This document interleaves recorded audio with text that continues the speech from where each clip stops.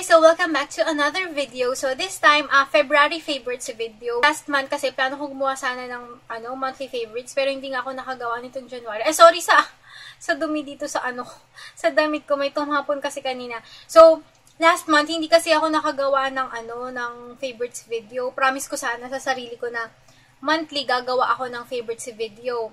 So, yun. Ngayon, February favorites na lang. Pero hahaluan ko ng pakonti-konting favorites ko ng January.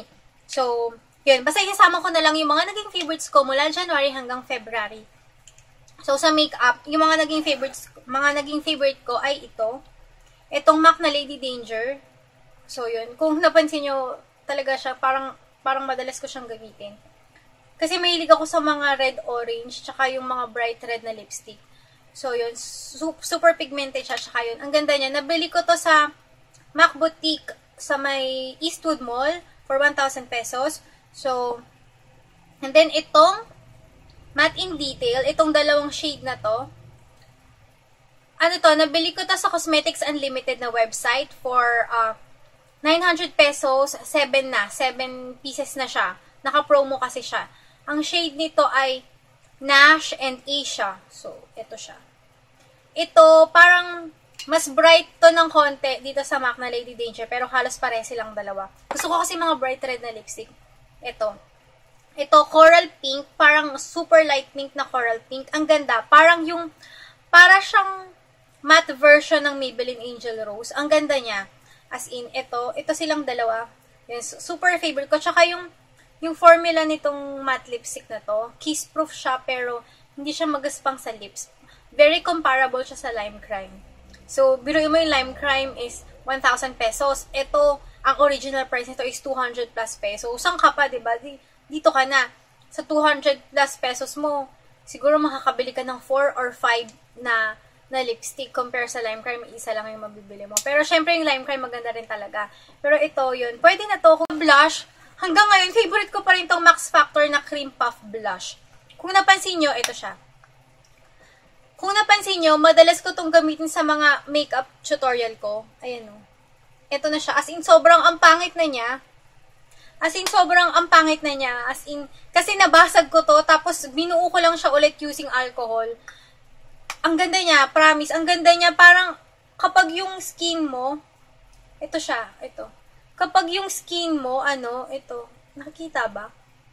Hindi ko alam kung nakikita. Kapag yung skin mo, parang medyo magaspang sa araw na yon. Parang, di ba, minsan, kumbaga kung merong bad hair day, parang merong bad skin day, parang ganun. Kapag ito yung ginagamit ko sa cheeks ko, using my fingers, parang ang ganda niya, parang ang kinis ng face ko. Ang ganda nung dating niya. Very light yung shade nito. Hindi siya ganun ka-pigmented, pero ang ganda niya. Pwede siyang maging highlighter siguro. Pero yun, ang ganda niya. Pero ako ginagamit ko tong blush. Simula nung nabili ko tong blush na to, parang minsan ko na lang gamitin yung mga pink ko na blush. At saka nahilig ako sa pink na blush kasi before hindi ako mahilig sa pink na blush. Pero dahil dito, sobrang love ko to. Ito yung blush na kapag naubos, bibili ulit ako ng same color, same shade. Tsaka ito ang ganda.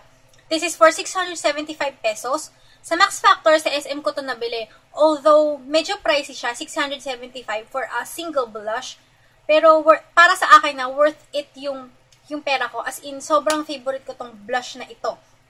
So, since nasa blush na rin lang naman tayo, sasama ko na rin sa favorite ko itong The Manizer Sisters. So, ito siya. Okay, so ito yung itsura niya.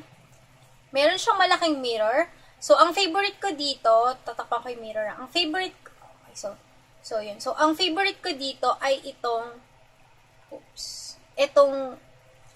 sorry. Okay. Ang favorite ko dito, itong Mary Lou at saka itong Betty Lou. Itong dalawa lang na to. Sobrang ganda ng Mary Lou. Ang ganda niya gamitin sa inner corners ng eyes tsaka sa highest point ng cheeks. Itong Betty Lou, hindi ko siya ginagamit na bronzer kasi hindi ako mahilig sa bronzer. Pero ginagamit ko siya as an eyeshadow. Dito sa outer V ng eyes ko, ginagamit ko to. Minsan pag feel ko mag-eyeshadow, ito ginagamit ko. Ito at saka ito. Pero yung Betty Lou, hindi ko siya ganun kagusto. Mas maganda tong Max Factor. Pwede nga lang ilipat ko to dito sa gitna. Para hindi ako maraming dala. Ginawa ko na. Mas gusto ko tong Max Factor mas maganda yung dating niya sa cheeks ko. Itong Betty Lou, medyo parang powdery siya, tsaka parang na-accentuate niya yung dryness ng cheeks ko. Kasi 'di ba may nilalagay ako sa face ko, meron siyang micro peeling.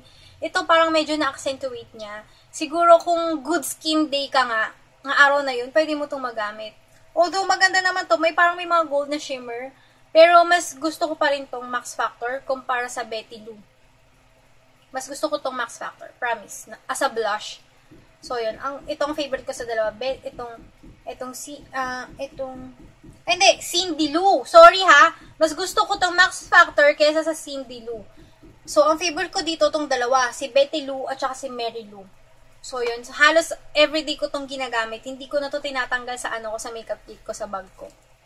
Favorite ay, ano ba? Itong gift sa akin ni Sis Ona, itong MAC Fix Plus. Ang shade nito ay NC25. Nung una, akala ko nag-match sa skin tone ko. Yung pala hindi. Kasi napansin ko, nung nagpicture ako, napansin ko, yung face ko mas maitim kaysa sa leeg ko. Medyo dark to sa skin tone ko, pero hindi siya ganun ka-obvious. Parang nagmamatch siya sa kahit anong kulay ng skin. Ginagamit ko to kapag gumagamit ako ng foundation na sobrang puti sa face ko. Ito yung pang-neutralize ko. Ang ganda niya. Favorite ko na siya ngayong mula January to February, parang gano'n. Yan, so, ang ganda ng finish niya. Favorite ko na siya. Tsaka marami siyang laman. 15 grams. Tapos, minsan, kapag naiwan ko yung two-way cake powder ko, ginagamit ko to ng wet. And okay siya, maganda siya. Tsaka parang, pag nilagay mo siya sa face mo, parang nakakakinis siya ng face. So, yun. So, yung favorite ko na to. So, thank you, Sis Ona. Gift to sa akin ni Sis Ona doon sa exchange gift namin nung nakaraang Christmas. So, yun. So, yun. Thank you, Sis Ona. So, yun. Dahil dyan, hindi siguro na puro lipstick ang bibili ko sa MAC. Siguro, bibili na rin ako ng mga powder nila. So, yun. First time ko kasi makatry ng powder ng MAC. So, maganda pala talaga. So, next favorite, sa foundation pa din. Sa foundation, itong Octard na Cover Face Foundation. Nabili ko to sa Pretty Angel Shop. At saka, kung makapansin nyo talagang favorite ko to kasi tingnan nyo, sobrang paubos na siya. As in, everyday ko tong ginagamit. Ang tagal na, parang ilang buwan. Simula nung binili ko to, everyday ko tong ginagamit. As in, nabago nito yung pananaw ko sa mga cream foundation tsaka sa mga liquid foundation. If ever you're interested, meron akong review nito. Ilalagay ko yung link down below. Magkano to? 400 pesos? Or, 450, 500, or 600, 550? 550 yata. Sobrang sulit. Kahit ganun yung price niya, kahit pricey siya, sulit siya, as in, matipid siyang gamitin. A little goes a long way. So, sobrang ganda nitong foundation na to. Favorite ko to, I think, habang buhay kong favorite na foundation. So, yeah, ang shade ko ay S51. Ito yung yellow tone ito yata yung pinaka-light sa mga yellow tone. So, yun. Kumuha ako yellow tone, kahit hindi ako yellow tone.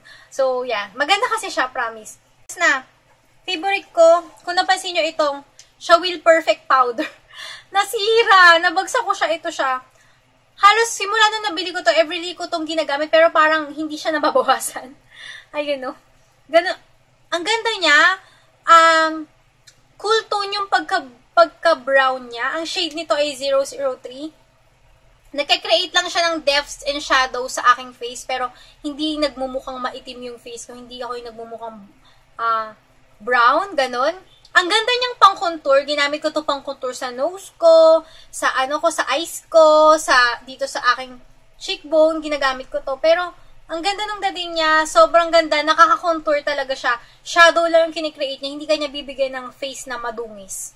168 pesos sa SM Department Store. So, yun lang. Sana nakatulong ako sa inyo sa aking mga favorites video.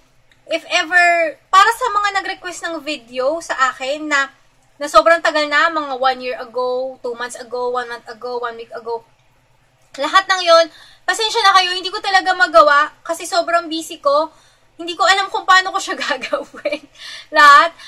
Siguro, dun sa, i-comment nyo nga ulit down below lahat. Yung iba kasi nalimutan ko na kung sino-sino yung nag-comment. Inilista ko yung before. Hindi ko na makita yung listahan ko. Nalimutan ko. Mag-comment ulit kayo down below. Lahat ng may request sa akin. And yun. pipilitin kong gawin yung inyong mga request. Basta yun, mag-comment kayo down below. Lahat ng request nyo, i-comment nyo. Promise, New Year's resolution ko, ililista ko yung mga request nyo para hindi ako naguguluhan, hindi ko nalilimutan. So, yun lang. Pasensya na kayo talaga. Sobrang busy. Kaya, kung napansin nyo, parang nitong mga nakaraang araw, parang bihira ako mag-upload. Nung mga nakaraang araw, bihira akong mag-upload ng video. So, yun lang. Sana nakatulong ako sa inyo. So, thank you so much for watching and I'll see you in my next video. Bye!